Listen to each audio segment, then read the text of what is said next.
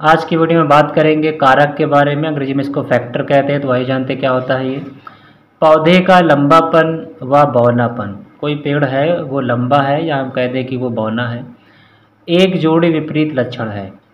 तो एक पौधा है और उसका लंबापन होना या उसका बौनापन होना, कहेंगे यहाँ पे जो हमको मिल रहा है लक्षण, ये एक जोड़ी है, दोनों को मिला करके, दो को मिला के जोड़ी कहा जाता है।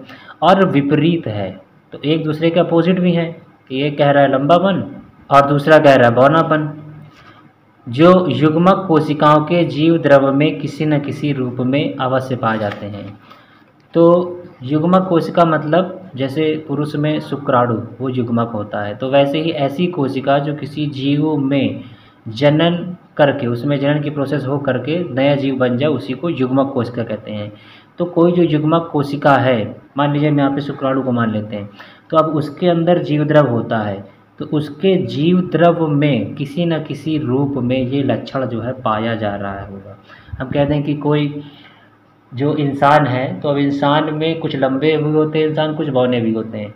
तो अब ये लंबापन या बौनापन जो कैरेक्टर है, तो ये युग्मक में जो जीव द्रव्य पाया जा रहा है उसी में किसी न किसी रूप में, कोई न कोई रूप में है ये लक्षण जो उसमें समाहित है।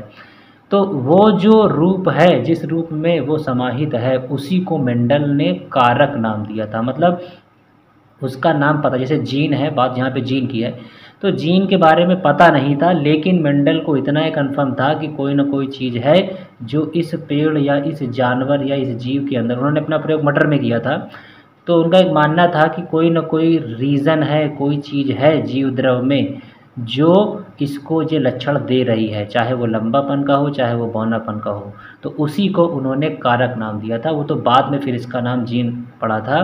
तो मेंडल ने उस कारक को, जिसकी वजह से उसमें वो लक्षण आ रहा था, उसको उन्होंने कहा कि ये कारक है। तो जिस लक्षण की वजह से उसमें दिख रहा है, जो लक्षण उसमें दिख रहा है, उसी को कारक नाम दिया था मेंडल ने।